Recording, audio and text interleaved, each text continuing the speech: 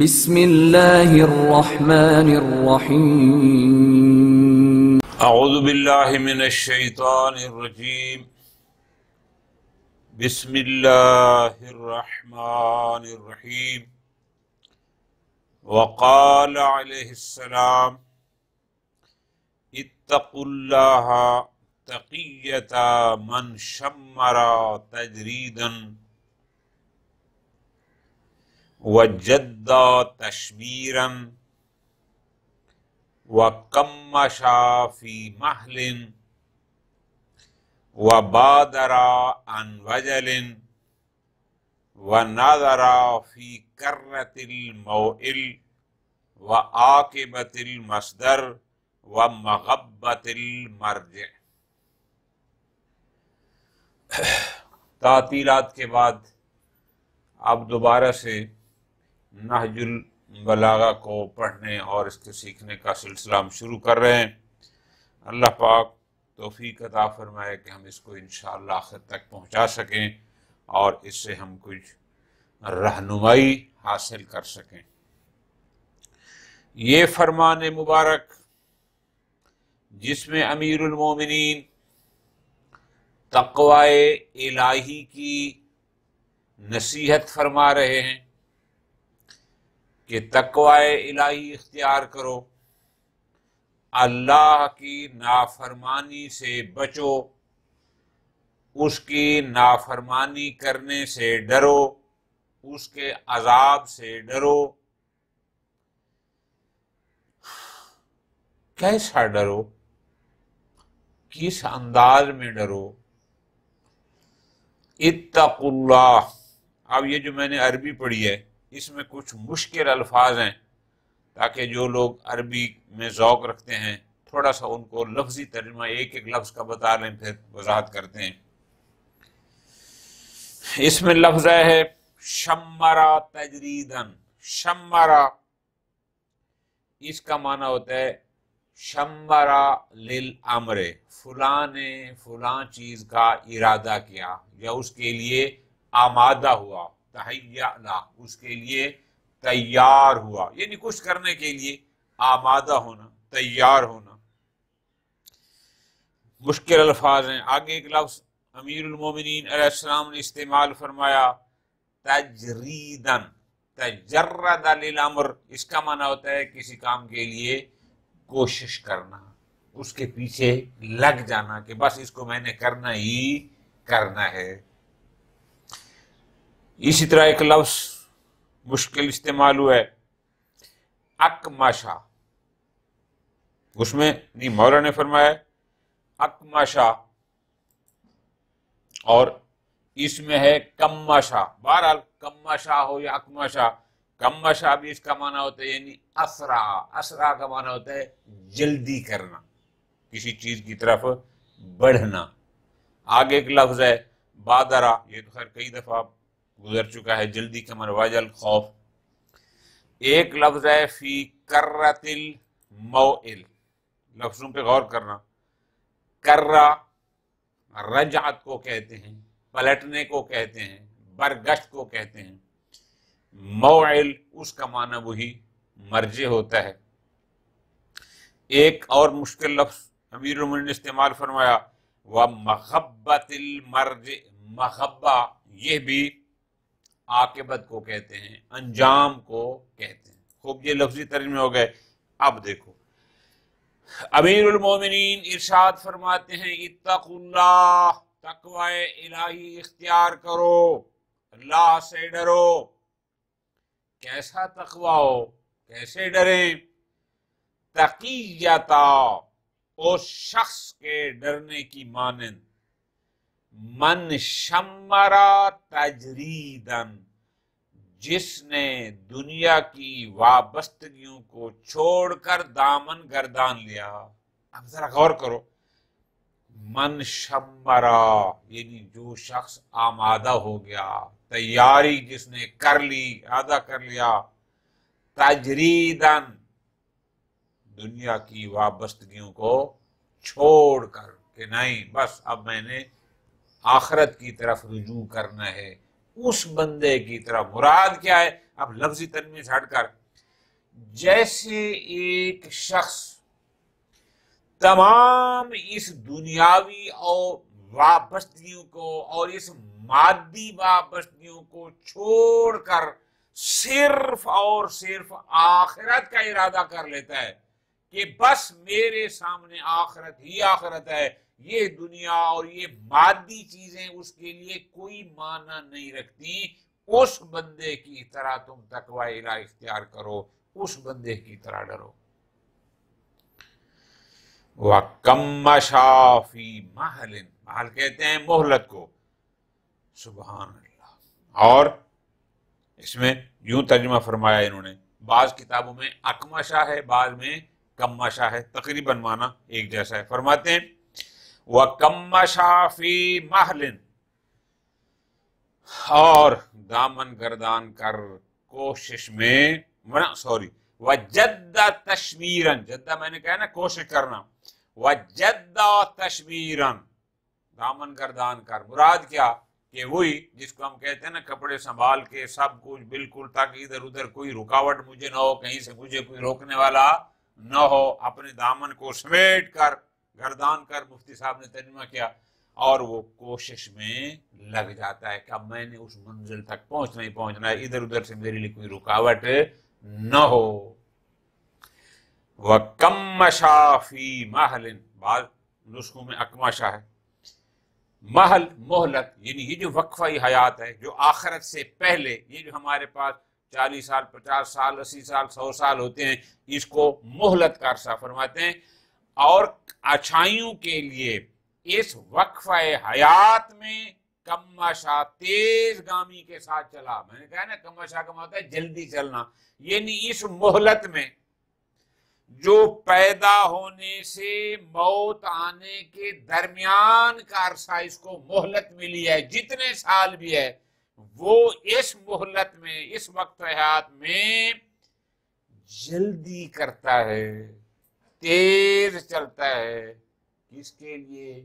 اچھائیوں کے لیے، کہ میرے پاس تھوڑا ٹائم ہے، 50 سال 60 سال 80 سال یہی ہے، اور میں نے اس کے لیے اس حیات ابدی کا سرمایہ جمع کرنا ہے. وَبَادَرَ عَنْ وَجَلٍ، اور فرماتے ہیں وجل خوف، بادرہ جلدی کرنا، خطروں کے پیش نظر اس نے نیکیوں کی طرف قدم بڑھایا. مبادرہ یعنی چل پڑا، تیز چل پڑا. ان وجلن، یہ جو خطرات ہیں اس دنیا میں کہ کہیں میں شر شیطان کا شکار نہ ہو جاؤں، کہیں میں اسی مادیت اور اس دنیاوی لذات میں پھنس کر نہ رہ جاؤں، وہ جلدی سے آگے بڑھتا ہے اس شخص کی طرح. فرماتے ہیں اس شخص کی طرح تقوی اختیار کرو، اس شخص کی طرح اللہ سے ڈرو. کون شخص؟ وَنَظَرَ فِي كَرَّةِ الْمَوْئِلِ، جو جس نے موئل، میں نے گزارش کی نا، اس کا معنی ہوتا ہے مرجع، یعنی اپنی قرارگاہ جہاں اس نے پلٹ جانا ہے، او کرا رجعت کے معنی ہے، یعنی جس شخص کی نظر اپنی اس پلٹنے کی مقام پر ہے کہ آخر میں نے جانا کہاں ہے. وَعَاقِبَةِ الْمَصْدَرِ، اور اپنے اعمال کا نتیجہ انجام. وَمَخَبَّةِ الْمَرْجِ، اور اپنی منزل کا انجام، عاقبت انتہا. جو شخص اپنی عاقبت کی پر نظر رکھتا ہے کہ میں نے کہاں پہنچنا ہے، میری منزل کیا ہے، وہ قیامت، وہ حساب و کتاب، وہ حشر، وہ بارگاہ الہی میں پیش ہونا، جس کی نظر اس پر ہو تو وہ تمام ان مادی چیزوں سے بلند ہو جاتا ہے، شیطان کی شیطانیوں سے اپنے آپ کو بچا لیتا ہے. اس بندے کی طرح تم تقوی الہی اختیار کرو. یہ فرمان امیر المومنین ہے. اور اس جیسی کتنی مثالیں ہیں، کتنی مورد پیچھے تقوی کے یہاں پر موجود ہیں۔ قال علیہ السلام، اب لطف لینا ہے اس فرمان ذیشان میں۔ امیر المومنین 13 جملے فرما رہے ہیں۔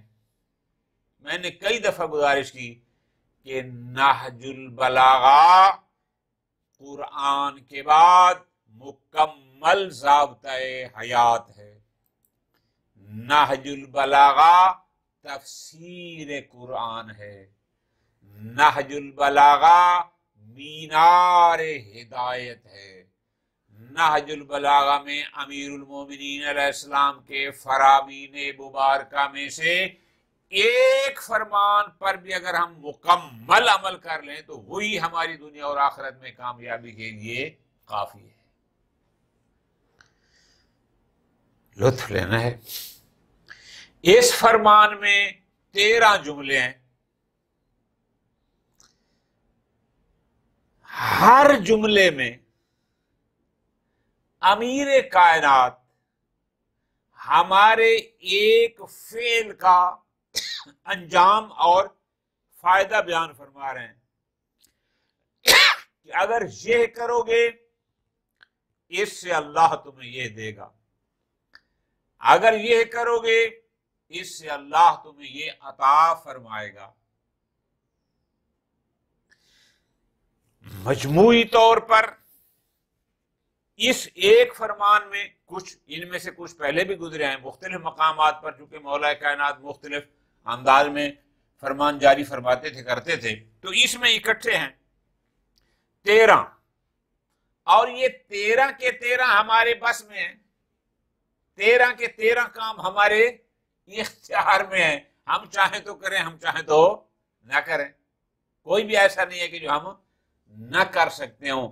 لیکن امیر کائنات یہاں پر فرما رہے ہیں تم یہ کرو گے نتیجہ یہ ہوگا، یہ کرو گے، اور مولا کا فرمان ہمیشہ حقیقت پر مبنی ہوتا ہے۔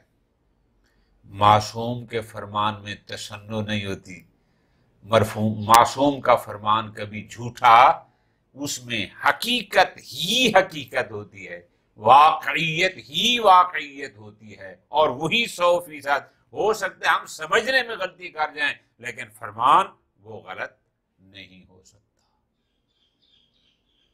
امیر کائنات فرماتے ہیں پہلا جملہ، پہلی ہدایت، توجہ، فرماتے ہیں الجود حارس الاعراض۔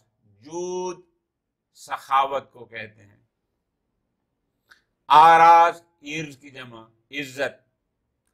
فرماتے ہیں سخاوت عزت و آبرو کی پاسبان، حارس کہتے ہیں محافظ کو۔ الجود و حارس الاعراض، اب لطف لینا ہے، سخاوت تم کرو، جود تیرے اندر ہو، نتیجہ کیا ہوگا؟ نتیجہ یہ ہے کہ یہ تیری عزت کی محافظ ہوگی۔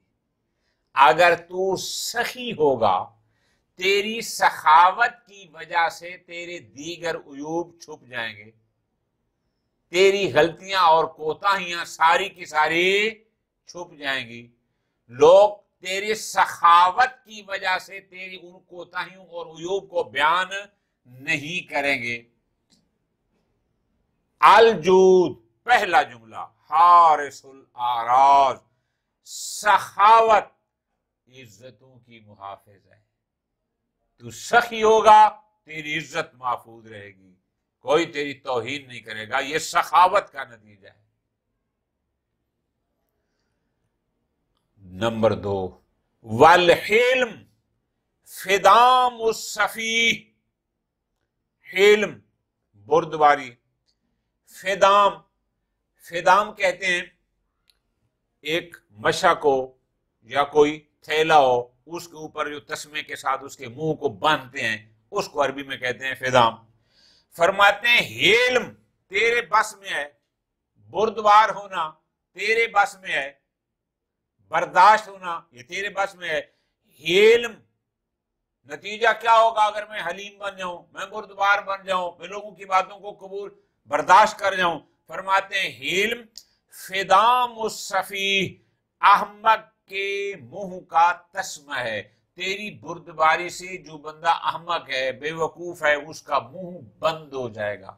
اس لیے کہ اگر تو اس کا جواب دے گا تو وہ مزید بے وقوفیاں کرے گا، وہ مزید منہ کھولے گا. اور اگر وہ تیرے خلاف کچھ کہتا ہے تو اس کو جواب نہیں دیتا، برداشت کر لیتا ہے، بس اسی سے اس کا منہ بند ہو جائے گا. دو ہو گئے. تیسرا فرمان، تیسری ہدایت، تیسرا فعل جس کا نتیجہ کیا ہوگا؟ فرماتے ہیں العفو زکات ظفر. ظفر کہتے ہیں کامیابی کو. درگزر کرنا کامیابی کی زکات ہے. اگر تو نے اپنے مخالف پر قابو پا لیا ہے، وہ تیرے قبضے میں آ گیا ہے، تو اس سے انتقام لے سکتا ہے. فرماتے ہیں معاف کر دینا، العفو درگزر کرنا، یہ اس کامیابی کی زکات ہے. اللہ نے تمہیں کامیابی دی اس پر، زکات اس کی کیا ہے کہ تو اس کو معاف کر دے. اور ظاہر جو بندہ زکات ادا کرتا ہے وہ محبوب الہی ہوتا ہے.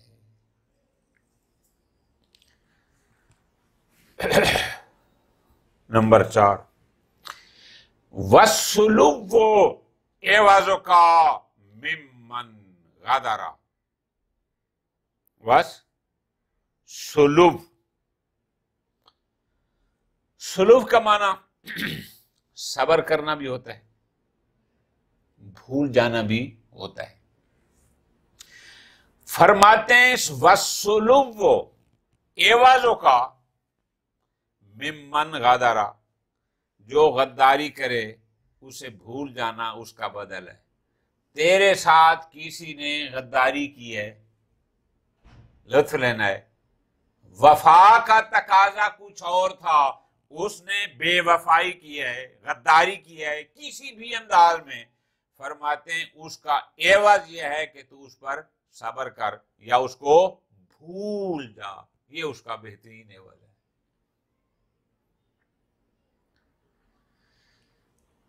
نمبر 5 فرماتے ہیں الاستشارہ عین الہدایہ. مشورہ لینا عین ہدایت ہے. کئی دفعہ یہ پہلے بھی گزرا. اس بندے کو امیر المومنین کی نظر میں پسندیدہ بندہ شمار نہیں کیا جاتا جو کسی سے مشورہ لینے کا قائل نہ ہو اور اپنے آپ کو عقل کل سمجھے. اگلا جملہ آ رہا ہے اس کے بارے میں. فرماتے ہیں الاستشارہ، مشورہ لینا. پہلے بھی کئی دفعہ گزارش کی ہے، آپ جو کام کرنا چاہتے ہیں اس کام کے ماہرین سے اس بارے میں مشورہ کرنا، یہ مشورہ کرنا عین ہدایت ہے، صحیح راستہ ہے. مشورہ کرنے والا بندہ دھوکہ نہیں کھاتا، مشورہ کرنے والا بندہ اکثر ناکام نہیں ہوتا. مشورے کی اسلام میں بہت اہمیت ہے. کوئی کام بھی آپ کرنا چاہتے ہیں، آپ اسکول میں داخل ہونا چاہتے ہیں، آپ کسی کالج میں جانا چاہتے ہیں، آپ کسی دینی مدرسے میں جانا چاہتے ہیں، آپ کوئی کاروبار کرنا چاہتے ہیں، آپ کچھ کرنا چاہتے ہیں، تو اس شعبے کے متعلقہ لوگوں سے، مخلصین سے، جو صاحب الرائے ہوں، جن کو بات کی سمجھ ہو، ان سے مشورہ کریں. امیر کائنات فرماتے ہیں مشورہ کرنا عین ہدایت ہے. عین ہدایت کا مطلب کیا ہے؟ یعنی خود صحیح راستے کو پا لینا ہے کہ آپ بالکل صحیح راستے پر گامزن ہوں گے.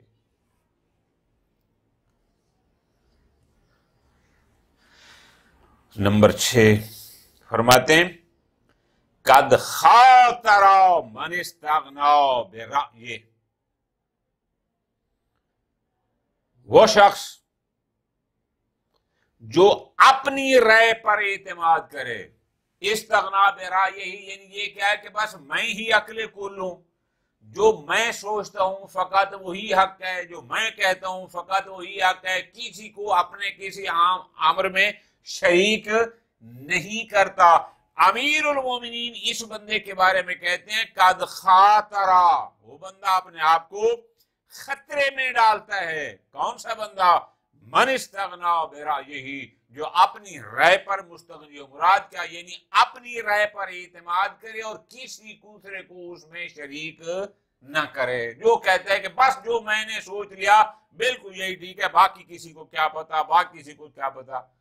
نہ، امیر کائنات ایسے بندے کو پسند نہیں کرتے کہ جو صرف اپنے آپ کو ہی عقل کل قرار دے دے۔ یہ شخص امیر المومنین کی نظر میں پسندیدہ شخص نہیں ہے، بلکہ مشورہ کرو، دوسرے کی عقل کو اپنے امور میں شریک کرو۔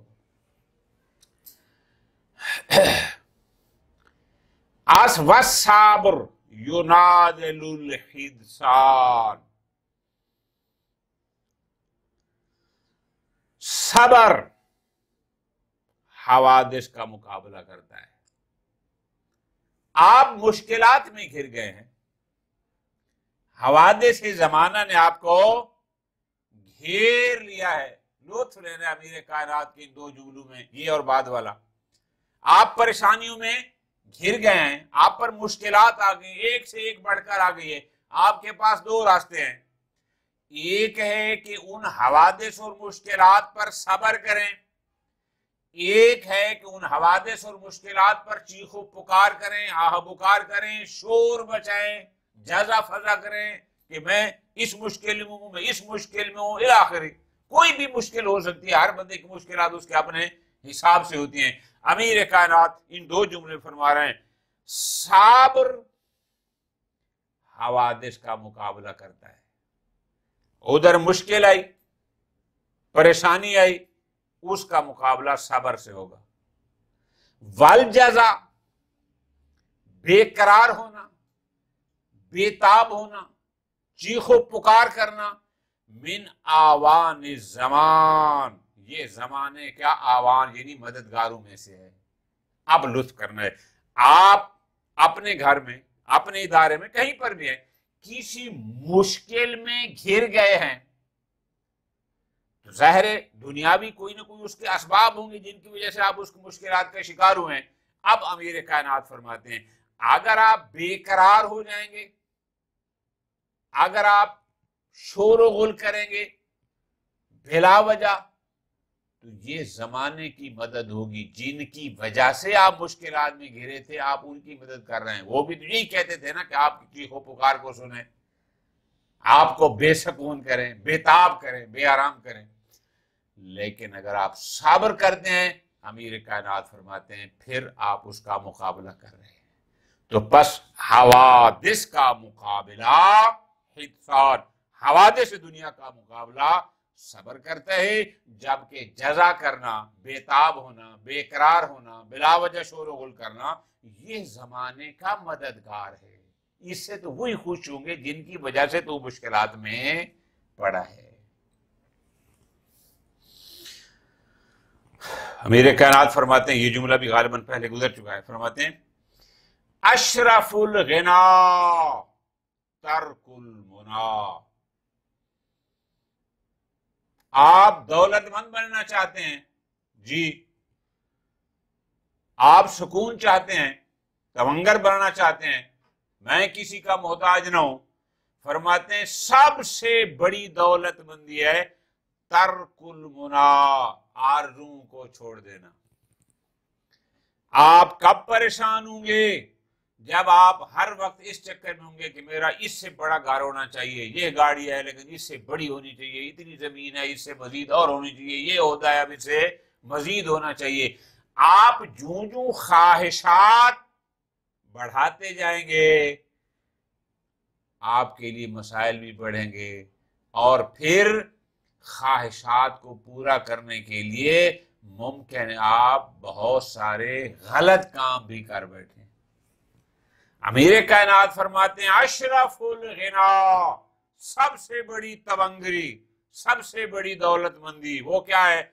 तर्कुल मुना, ख्वाहिशात को तर्क कर देना, आरज़ू को यानी दुनियावी मादी ख्वाहिशात, उनका तर्क कर देना सबसे बड़ी तवंगरी है। जब मेरे दिल में इश्क ही नहीं है कि मेरी इससे बड़ी गाड़ी हो, तो जो है आप इसी पर मुतमईन होंगे, खुश होंगे, फिर आप किसी गलतकारी का शिकार भी नहीं होंगे। फरमाते हैं कम मिन अक्लिन असीरिन तहता हवा अमीरिन, बहुत सी गुलाम अक्लें अमीरों की हवा हवस के बार में दबी हुई हैं। क्यों? फरमाते हैं इसलिए क्योंकि इसकी होती हैं बहुत सारी ख्वाहिशात, और वो ख्वाहिश पूरी होती है सदर ममलिकत से, वो ख्वाहिश पूरी होती है किसी मिनिस्टर से, वजीर आजम से, किसी अफसर से। ये उनके चक्कर में उनका असीर बन के रहता है कि मुझे ये भी मिल जाए, मुझे ये भी मिल जाए, मुझे ये भी मिल जाए। कम मिन अक्लिन, कितनी ऐसी अक्ल हैं, असीरिन तहता हवा अमीर, जो अमीरों की हवा हवस के मातहत उनके बार में असीर हैं, दबी हुई हैं। अगले जुमले में अमीर कायनात फरमाते हैं वमिन तौफीक हिफ्ज़ तजरबा, तजर्बा की हिफाजत करना, तजर्बा व आजमाइश की निगाहदाश्त हुस्न तौफीक का नतीजा है। बहुत सारे लोगों को बहुत सारे मकामात पर बहुत सारे तजर्बे होते हैं, लेकिन वो उस तजर्बे से सीखते कुछ नहीं। उस तजर्बे को भाई पहले तू ऐसा करके ये नुकसान उठा चुका है, जब ऐसा कर चुका है तुम्हें नुकसान हुआ है, अब दोबारा तो न कर। फरमाते हैं जिसके पास तौफीक होती है वो तजर्बात को महफूज रखता है, और जो तजर्बे को महफूज नहीं रखता ये बंदा तौफीक से खाली होता है। अमीर कायनात फरमाते हैं वमिन तौफीक हिफ्ज़ तजरबा, तजर्बे को महफूज रखना, हिफाजत करना, निगाहदाश्त। अगर एक तरफ तजर्बा हो गया दोबारा ऐसा न करना, फरमाते हैं मिन तौफीक, ये हुस्न तौफीक है, ये तौफीक का नतीजा है। अगले जुमले में फरमाते हैं गालिबन 12 जुमला है जी, वल मवद्दतो कराबतुन मुस्तफादा, लुत्फ लेना है। मुस्तफादा क्या होता है? इस्तिफादा यानी फायदा हासिल करना, कसब करना। एक होता है कि आप खुद उसको कसब करते हैं, एक होती है वह भी चीज कि वो आपको मिल जाती है, इन दो में फर्क है। फरमाते हैं अल मवद्दा महब्बत, दोस्ती, कराबतुन मुस्तफादा इक्तिसाबी कराबत है। एक कराबत वो है जो तेरा भाई है, वो तेरे इख्तियार में नहीं है, अल्लाह ने उसको तेरा भाई बना दिया, अल्लाह ने उसको तेरी बहन बना दिया, अल्लाह ने उसको तेरा बाप बना दिया, अल्लाह ने उसको तेरी माँ बना दी, वो तेरे इख्तियार में नहीं है। लेकिन ये दोस्तियां और मोहब्बत, इसको कसम करना पड़ता है। ये तेरे करीब होंगे लेकिन ये तुम्हें ऐसे ही प्लेट में रख कर नहीं मिलेंगी।